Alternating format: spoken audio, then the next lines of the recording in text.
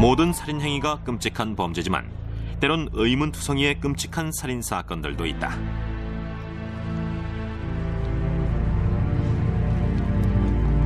처참한 모습의 변사체가 발견되거나 사건이 미궁 속에 빠질 때 수사관들조차 공포에 휩싸이게 된다.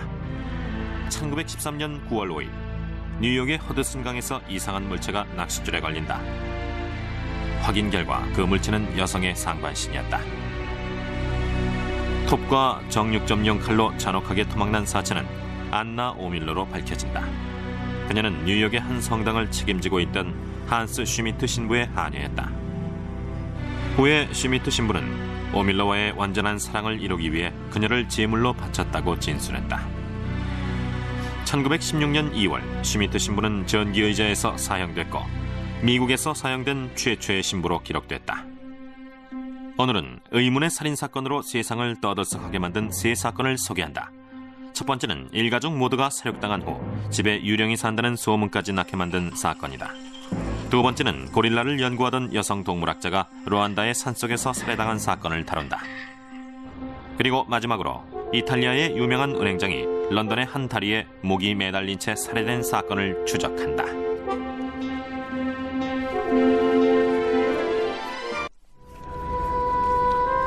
(1974년 11월 13일) 서포크 카운티의 경찰이 뉴욕 동쪽으로 50km 떨어진 조용한 시골 마을 아미티빌에 위치한 한 저택에 출동한다.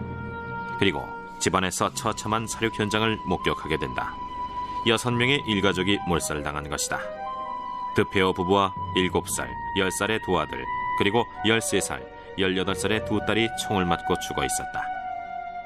유일한 생존자는 큰아들인 23살의 로널드 드페어 주니어뿐이었다. 사건 발생 후 로널드는 인근 술집으로 달려가 신고를 했던 것으로 밝혀졌다. 살육 현장에서 홀로 살아남은 로널드도 의심을 받게 된다. 하지만 경찰은 그가 살인사건의 용의자인지에 대해 철저히 함구했다. We have no suspect at this time. We have no indication of the motive at this time. What about Ronald DeFeo, the son, the surviving son? Ronald is being safeguarded by the Suffolk County Police at this time. Why safeguarded? Why? Because there's 6 members of the family dead, and we don't know why, and he's the sole remaining member. Is he also a suspect? He's not a suspect at this time.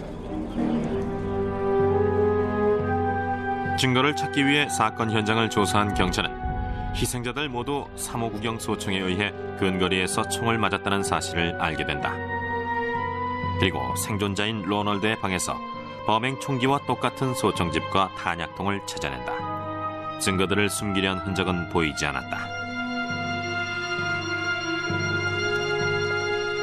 경찰은 로널드를 용의자로 지목하고 사건과 관련해 글을 신문했다.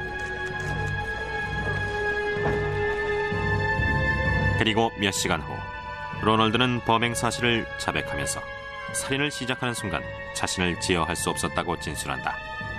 곧바로 로널드는 살인 혐의로 기소된다. 경찰 조사에서 로널드는 가족들을 살해한 후 피 묻은 옷과 탄피들을 하수구에 버린 후 범행 총기를 인근 부두의 바다에 던졌다고 진술했다. 경찰은 잠수부를 동원해 총기를 수거하는 데 성공한다. 그런데 로널드가 자신의 가족을 모두 살육했던 이유는 무엇일까?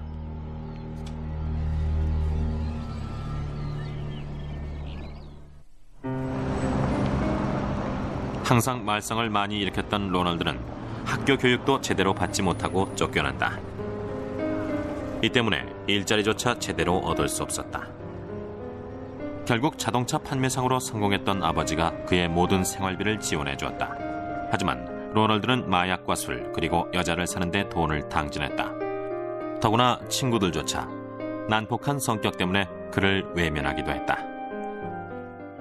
No, well, he was the kind of guy. If there was a fight, like if someone's gonna fight him, he wouldn't back out. He didn't like. I'm not saying like he'd go out and start the fights. Like he would just be there. Like if there was a fight ever broke out, like he helped the guy out. 사건 당일 로널드는 술집에서 술을 마셨던 것으로 확인됐다. 술집 정호원은 로널드가 집 열쇠도 없는데 집에 아무도 없다면서 불평을 늘어놨다고 진술했다. He was by himself and he didn't talk to anybody really, just hello, how are you, and that was it. He didn't seem anything was wrong with him, you know. And then a little while later, he came back again, and he had a soda, and he left. And about 5 minutes later, he came back in and screaming, hollering about that his parents were shot. And everyone ran out of the bar and went down to his house, and that's it. 경찰은 로널드가 13살 때 정신과 치료를 받았을 뿐 아니라 사건 발생 1년 전에는 할아버지를 폭행하고 실수였지만 아버지에게 총격을 가했다는 것도 알게 된다. 한편 재판을 앞두고 유치장에 있던 로널드는 다른 죄수를 위협해서 독방으로 옮겨진다. 그 후 아버지의 재산은 모두 그에게 상속됐다. 1975년 11월 5일 재판이 시작됐을 때 변호인은 로널드가 정신 이상자라며 선처를 호소했다. 하지만 재판부는 로널드의 살인죄를 인정해 종신형을 선고했다. 그가 가족을 사륙했던 이유는 지나친 탐욕 때문이었다. 일가족을 모두 몰살하고 아버지의 재산을 혼자 독차지하길 원했던 것이다.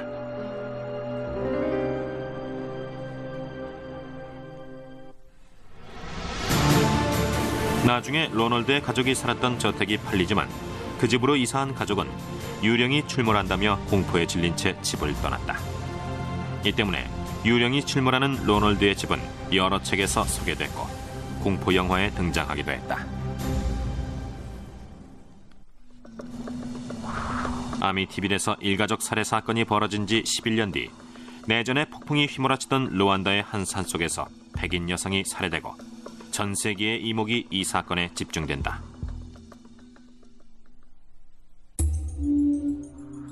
1985년 크리스마스 다음 날 잔혹하게 살해된 여성의 변사체가 루안다의 산속에 위치한 카리소케 조사센터의 한 산장에서 발견된다.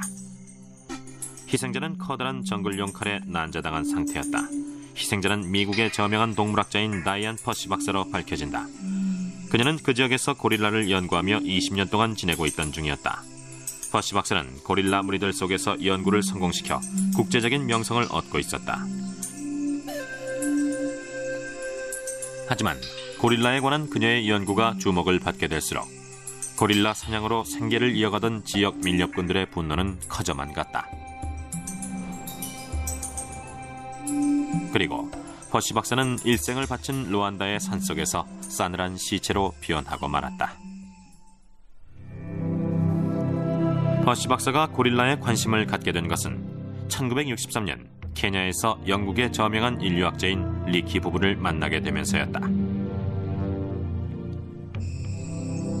당시 그녀는 정식 교육을 받지는 못했지만 리키 박사는 그녀의 열정에 감동한다. 그래서 그녀가 루안다 산림지대의 고릴라를 연구하게 되면 연구 기금을 지원하겠다는 뜻을 밝힌다. 사실 퍼시 박사는 폐기능 장애의 고소공포증까지 있었지만 고릴라 연구를 위해 루안다의 산속으로 들어가게 된다. The first time I saw gorillas, I was about 150 feet away from them and across a small ravine. And they took one look at me and fled. Gorillas had only known human beings as either poachers or cattle people, and it was understandable why their immediate reaction to me was one of fear and apprehension. 1967년 그녀가 연구센터를 설립하기 위해 루안다에 도착했을 때 그곳은 후투족과 투치족 간의 내전이 한창이었다. 이런 환경 때문에 고릴라들은 계속해서 깊은 산속으로 내몰리고 있었다. 하지만 그곳에서도 고릴라는 안전하지 않았다. 밀렵꾼들의 올가미와 덫이 고릴라의 생명을 노리고 있었다. 밀렵꾼들은 고릴라를 잡아 발로 재떨이를 만들고 머리로 장식품을 제작해 팔았다. 혼자 힘으로 밀렵꾼을 막을 수 없다고 판단한 퍼시 박사는 무장 경비대를 조직해 고릴라를 보호하려 했다.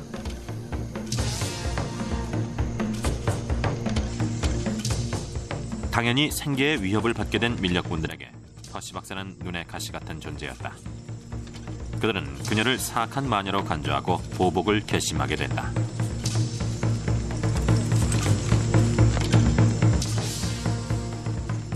고릴라에 대한 경비가 강화돼 갈수록 퍼시 박사에 대한 위협도 더욱 커져갔다. Well, I'm not here to make friends.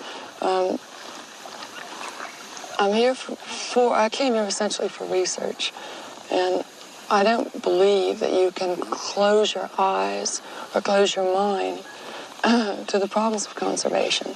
And if there's something as simple as these patrols, which only go out and cut traps, if there's something that simple that can be done effectively, it's not talking about conservation, it's acting. 여러 고릴라 중에서도 퍼시 박사가 특별히 가깝게 지내던 녀석이 있었다. 그녀는 그 고릴라에게 디지트라는 이름을 붙여줬고 두 사람의 친밀한 관계는 10년이나 이어졌다. 하지만 1977년 12월 31일 충격적인 일이 발생한다. 경비대가 디지트의 사체를 발견한 것이다. 디지트는 가족을 보호하려다 밀렵군의 창과 총에 사륙된 것으로 확인됐다. 이 사건으로 큰 슬픔과 분노를 느낀 퍼시 박사는 더욱 적극적으로 멸종 위기에 놓인 고릴라 보호에 앞장선다. 한편 잠시 미국에 머무는 동안 안개 속의 고릴라들이란 책을 저술해 베스트셀러 작가의 이름을 올리기도 했다. 퍼시 박사는 무장 경비대의 순찰을 2배로 강화해 밀렵꾼들의 사냥 도구와 올가미를 파괴하도록 한다. 당연히 밀렵꾼들의 적개심도 커져갔다.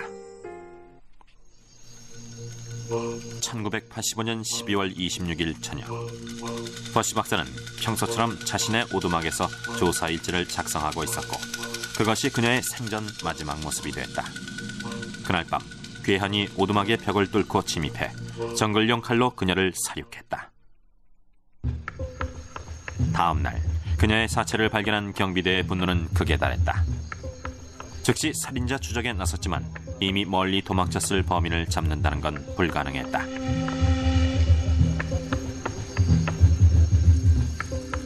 퍼시 박사는 그녀가 아꼈던 디지트의 무덤 옆에 안장됐다. 고릴라 보호에 일생을 바친 그녀에게 가장 어울리는 안식처 같았다.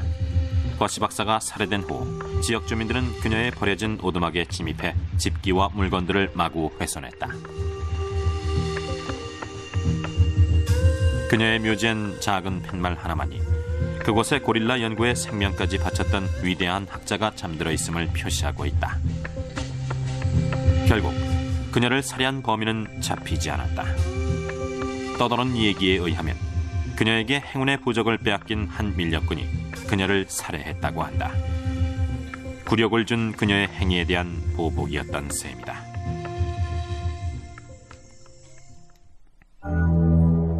퍼시 박사가 살해되기 3년 전 집을 나선 한 남자가 런던의 템즈강 다리에 매달린다. 그리고 몇 시간 뒤에 사망한다. 그 남자는 자살한 것일까? 살해된 것일까? 1982년 6월 18일 중년의 한 남자가 런던의 블랙프리어스 다리의 교각 아래 매달려 죽어있는 상태로 발견된다. 현장에 도착한 경찰은 간혹 일어나는 자살이라고 단정했다.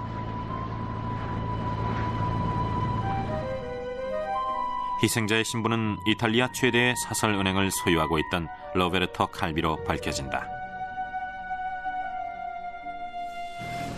한 달 뒤 런던 경찰은 단순 자살로 사고를 매듭지었다. 그리고 칼비가 어두워진 후에 다리 아래로 내려가 목을 매달았다고 발표했다. 칼비의 시신은 가족에게 인도됐고 이탈리아로 옮겨져 매장됐다. 하지만 칼비의 죽음에 대해 수많은 의혹이 불거져 나왔다. 칼비는 외화 밀반출 혐의를 받게 되자 6월 10일 이탈리아에서 행적을 감춘 것으로 확인됐다. 그의 외화 밀반출은 이탈리아의 화폐 가치 하락을 불러올 정도로 큰 사건이었다. 암브로시아노 은행의 은행장인 칼비는 바티칸 교황청과 부유층 주주들을 고객으로 끌어들이면서 이탈리아 최고의 은행가로 명성을 날린다. 하지만 칼비는 바티칸 교황청의 막대한 자금을 빼돌려 남미와 중앙아메리카에 위치한 위장 회사로 유출한다. 1978년 이탈리아 국영은행은 칼비의 탈세와 사기 행각에 대한 신고장을 접수한 후 칼비에 대한 조사에 착수한다. 한편 신변의 위협을 느낀 칼비는 사설 경호원들을 고용해 자신의 저택을 철저하게 경계했다. 칼비의 비리가 알려지면서 바티칸 교황청도 칼비와 거래를 끊는다. 하지만 바티칸 은행장이자 교황의 측근인 대주교 파울 마르첸코스는 여전히 암브로시아노 은행의 바하마 지점장을 맡고 있었다. 칼비는 세계에서 가장 사치스러운 휴양지 중의 하나인 바하마의 나소에 있는 자신의 별장에서 암브로시아노 은행의 간부회의를 열곤 했다. 칼비가 암브로시아노 은행과 인연을 맺게 된 것은 1940년대 후반 직원으로 채용되면서부터였다. 당시만 해도 일개 지방은행에 불과했던 암브로시아노에서 칼비는 고속 승진을 계속했다. 그리고 1975년 은행장으로 임명되기에 이른다. 동료들은 칼비를 비밀이 너무 많고 거만한 독불 장군으로 평하곤 했다. 은행 일을 위해서라면 그에겐 가족도 중요하지 않았다.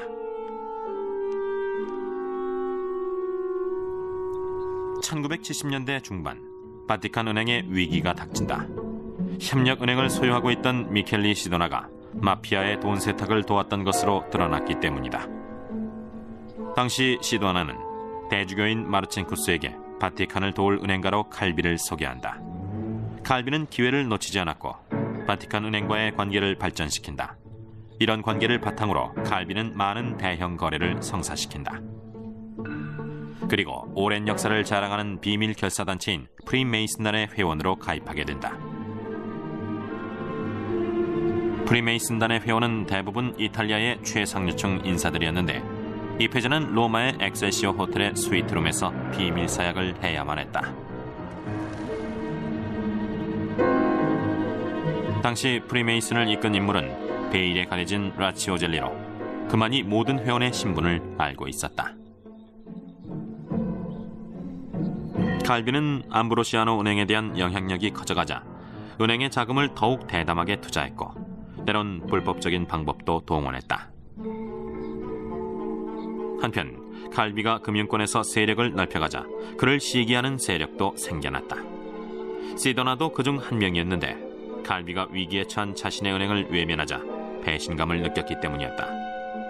한편 칼비의 금융 비리를 눈치챈 이탈리아 국영은행은 1981년이 돼서야 증거를 찾아내는 데 성공한다. 결국 1981년 7월 20일 통화법 위반으로 구속된 칼비는 1,500만 달러의 벌금형과 징역 4년형에 처해진다. 경찰은 프리메이슨단을 이끌던 리치오 젤리의 저택을 습격해 프리메이슨단과 칼비의 비밀 거래를 보여주는 많은 비밀 장부들을 압수했다.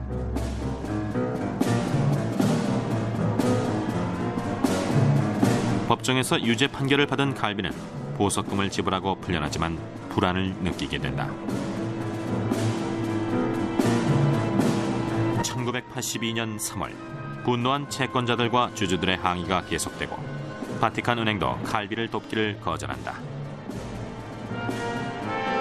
결국 생명의 위협을 느낀 칼비는 1982년 6월 10일 로마를 탈출해 비밀리에 런던으로 도피한다.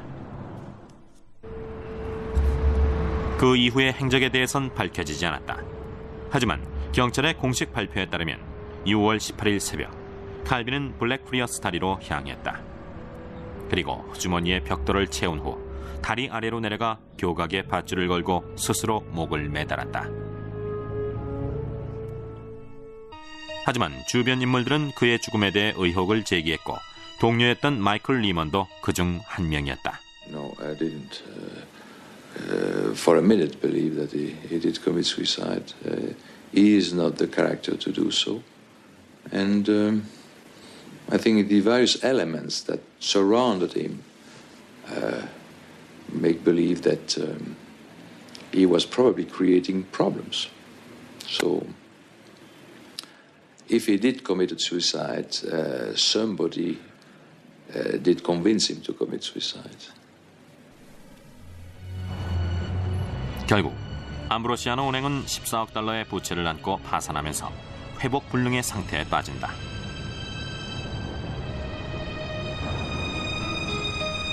(1983년 3월 29일) 영국의 고등법원은 자살했다는 원심을 뒤엎고 그의 죽음에 대해 의문을 제기했다.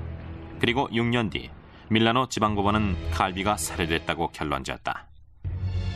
그렇다면 이유는 무엇일까? 그가 프리메이슨단과 바티칸 교황청의 비밀에 대해 너무 많이 알고 있었기 때문인지도 모른다.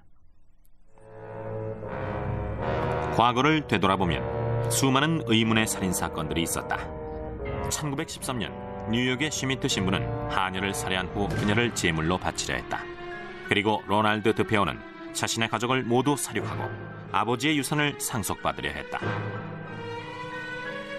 다이안 퍼시 박사는 세계적으로 인정받았던 동물학자였지만 루안다 산림지대의 밀렵꾼들에겐 마녀처럼 비춰졌고 결국 잔혹하게 살해됐다. 그리고 바티칸 교황청과 프리메이슨 교단의 관계를 알고 있던 로베르토 칼비도 의문의 죽음을 맞았다.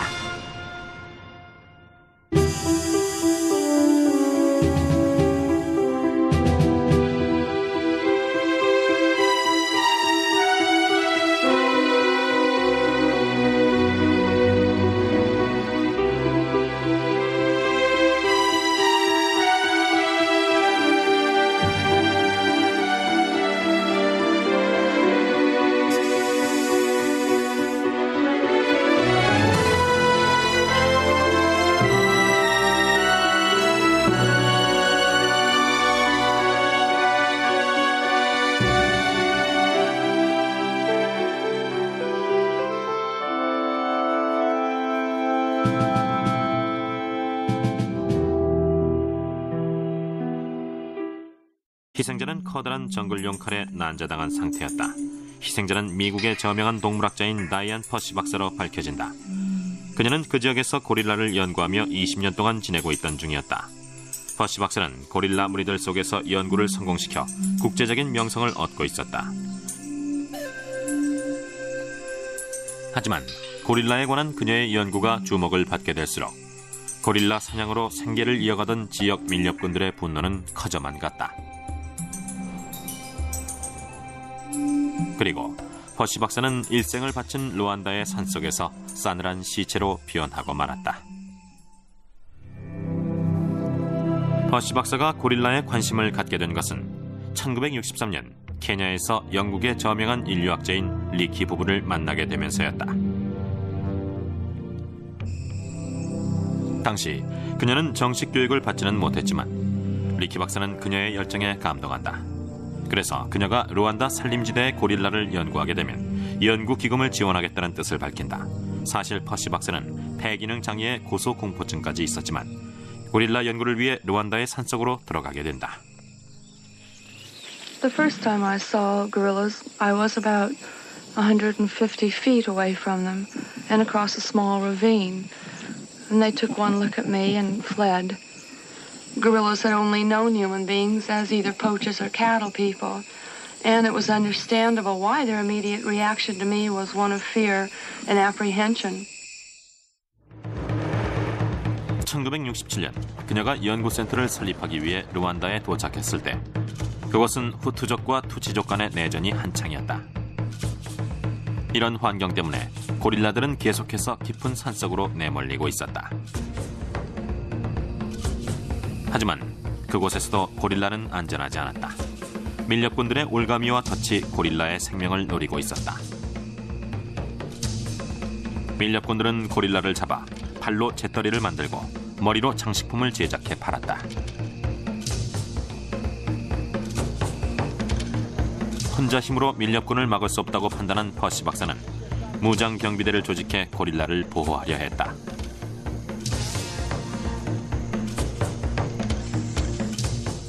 당연히 생계의 위협을 받게 된 밀렵꾼들에게 퍼시 박사는 눈의 가시 같은 존재였다. 그들은 그녀를 사악한 마녀로 간주하고 보복을 결심하게 된다.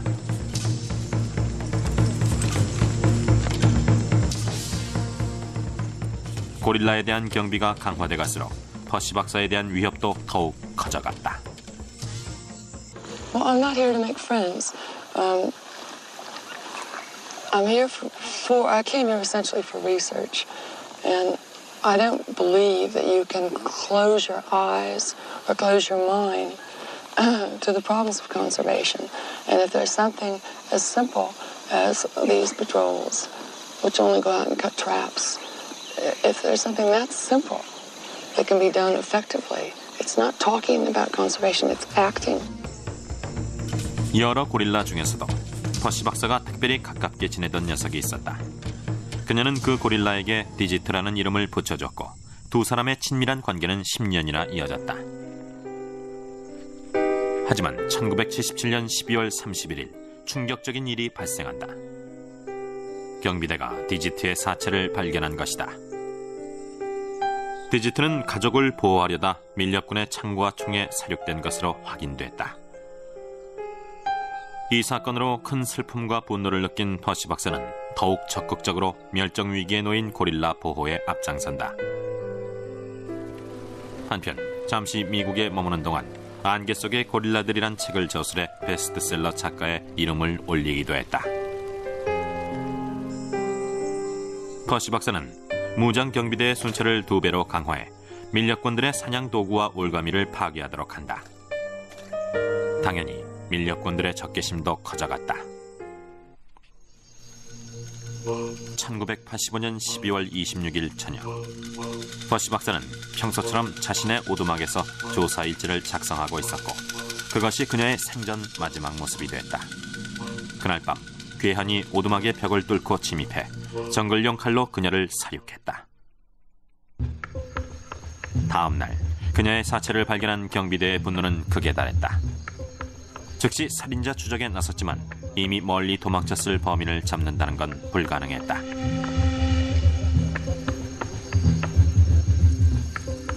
퍼시 박사는 그녀가 아꼈던 디지트의 무덤 옆에 안장됐다.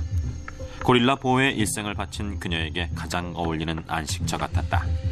퍼시 박사가 살해된 후 지역 주민들은 그녀의 버려진 오두막에 침입해 집기와 물건들을 마구 훼손했다. 그녀의 묘지엔 작은 팻말 하나만이 그곳에 고릴라 연구에 생명까지 바쳤던 위대한 학자가 잠들어 있음을 표시하고 있다. 결국 그녀를 살해한 범인은 잡히지 않았다. 떠도는 얘기에 의하면 그녀에게 행운의 부적을 빼앗긴 한 밀렵꾼이 그녀를 살해했다고 한다. 굴욕을 준 그녀의 행위에 대한 보복이었던 셈이다.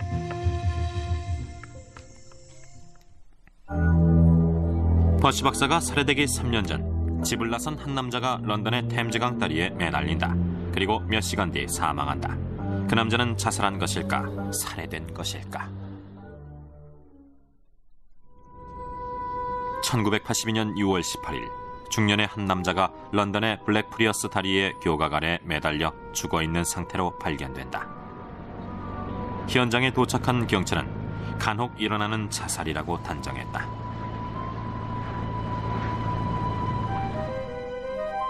희생자의 신분은 이탈리아 최대의 사설은행을 소유하고 있던 로베르토 칼비로 밝혀진다.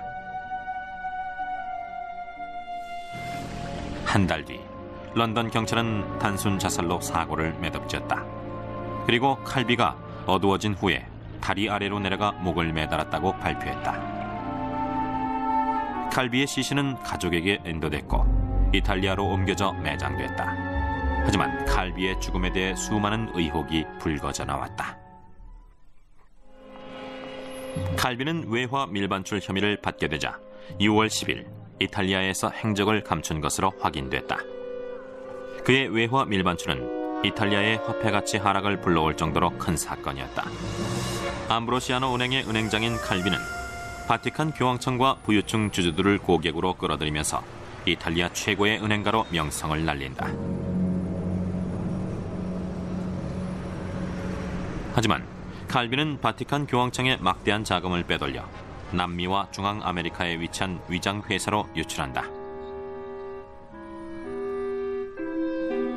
1978년 이탈리아 국영은행은 칼비의 탈세와 사기 행각에 대한 신고장을 접수한 후 칼비에 대한 조사에 착수한다.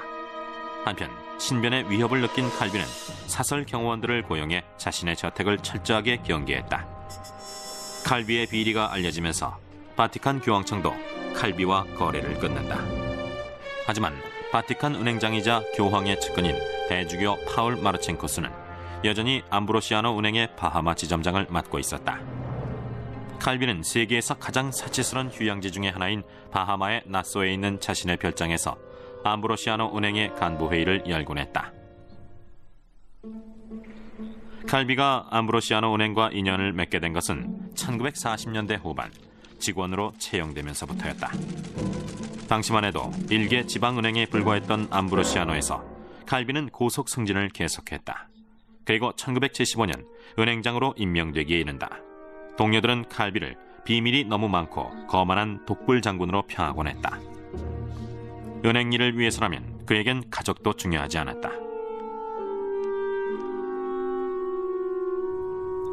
1970년대 중반 바티칸 은행의 위기가 닥친다. 협력은행을 소유하고 있던 미켈리 시도나가 마피아의 돈 세탁을 도왔던 것으로 드러났기 때문이다. 당시 시도나는 대주교인 마르첸쿠스에게 바티칸을 도울 은행가로 칼비를 소개한다. 칼비는 기회를 놓치지 않았고 바티칸 은행과의 관계를 발전시킨다. 이런 관계를 바탕으로 칼비는 많은 대형 거래를 성사시킨다. 그리고 오랜 역사를 자랑하는 비밀 결사단체인 프리메이슨단의 회원으로 가입하게 된다. 프리메이슨단의 회원은 대부분 이탈리아의 최상류층 인사들이었는데 이 패자는 로마의 엑셀시오 호텔의 스위트룸에서 비밀 사약을 해야만 했다. 당시 프리메이슨을 이끈 인물은 베일에 가려진 라치오 젤리로 그만이 모든 회원의 신분을 알고 있었다. 칼비는 암브로시아노 은행에 대한 영향력이 커져가자 은행의 자금을 더욱 대담하게 투자했고 때론 불법적인 방법도 동원했다. 한편 칼비가 금융권에서 세력을 넓혀가자 그를 시기하는 세력도 생겨났다. 시도나도 그중 한 명이었는데 칼비가 위기에 처한 자신의 은행을 외면하자 배신감을 느꼈기 때문이었다. 한편 칼비의 금융 비리를 눈치챈 이탈리아 국영은행은 1981년이 돼서야 증거를 찾아내는 데 성공한다. 결국 1981년 7월 20일 통화법 위반으로 구속된 칼비는 1,500만 달러의 벌금형과 징역 4년형이다. 경찰 조사에서 로널드는 가족들을 살해한 후 피 묻은 옷과 탄피들을 하수구에 버린 후 범행 총기를 인근 부두의 바다에 던졌다고 진술했다. 경찰은 잠수부를 동원해 총기를 수거하는 데 성공한다. 그런데 로널드가 자신의 가족을 모두 살육했던 이유는 무엇일까?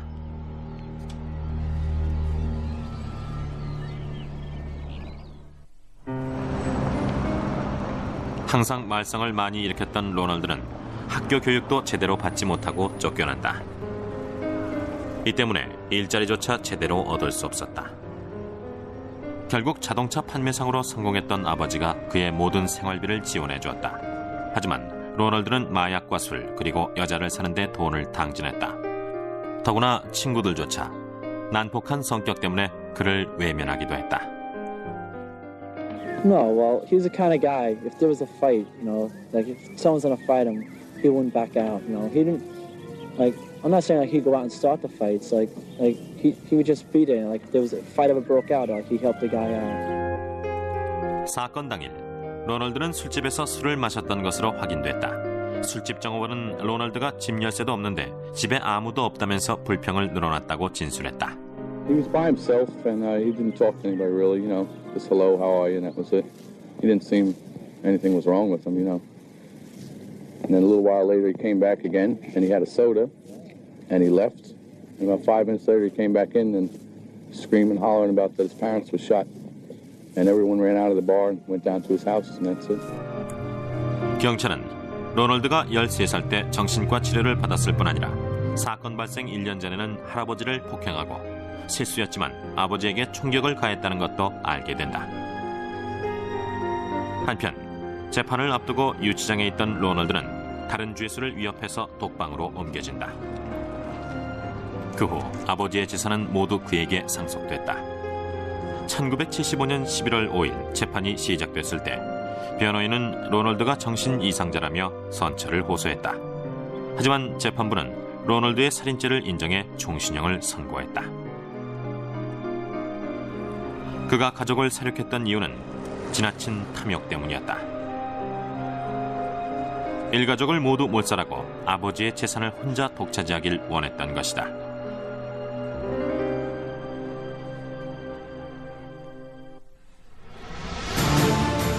나중에 로널드의 가족이 살았던 저택이 팔리지만 그 집으로 이사한 가족은 유령이 출몰한다며 공포에 질린 채 집을 떠났다.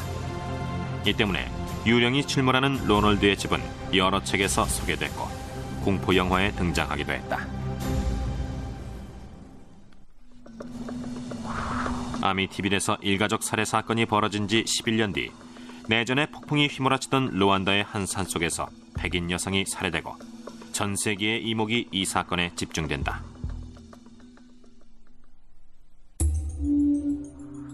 1985년 크리스마스 다음 날 잔혹하게 살해된 여성의 변사체가 루안다의 산속에 위치한 카리소케 조사센터의 한 산장에서 발견된다. 모든 살인 행위가 끔찍한 범죄지만 때론 의문투성이의 끔찍한 살인 사건들도 있다.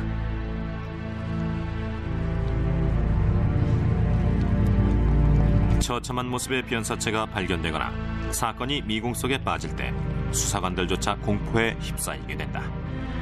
1913년 9월 5일 뉴욕의 허드슨강에서 이상한 물체가 낚싯줄에 걸린다. 확인 결과 그 물체는 여성의 상반신이었다. 톱과 정육점용 칼로 잔혹하게 토막난 사체는 안나 오밀러로 밝혀진다. 그녀는 뉴욕의 한 성당을 책임지고 있던 한스 슈미트 신부의 하녀였다. 후에 슈미트 신부는 오밀러와의 완전한 사랑을 이루기 위해 그녀를 제물로 바쳤다고 진술했다. 1916년 2월 슈미트 신부는 전기의자에서 사형됐고 미국에서 사형된 최초의 신부로 기록됐다. 오늘은 의문의 살인사건으로 세상을 떠들썩하게 만든 세 사건을 소개한다. 첫 번째는 일가족 모두가 사륙당한 후 집에 유령이 산다는 소문까지 낳게 만든 사건이다. 두 번째는 고릴라를 연구하던 여성 동물학자가 루안다의 산속에서 살해당한 사건을 다룬다. 그리고 마지막으로 이탈리아의 유명한 은행장이 런던의 한 다리에 목이 매달린 채 살해된 사건을 추적한다.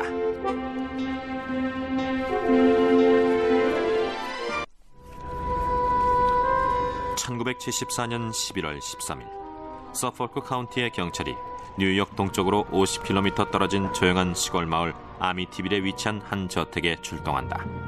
그리고 집안에서 처참한 살육 현장을 목격하게 된다. 6명의 일가족이 몰살당한 것이다. 드페어 부부와 7살, 10살의 두 아들, 그리고 13살, 18살의 두 딸이 총을 맞고 죽어 있었다.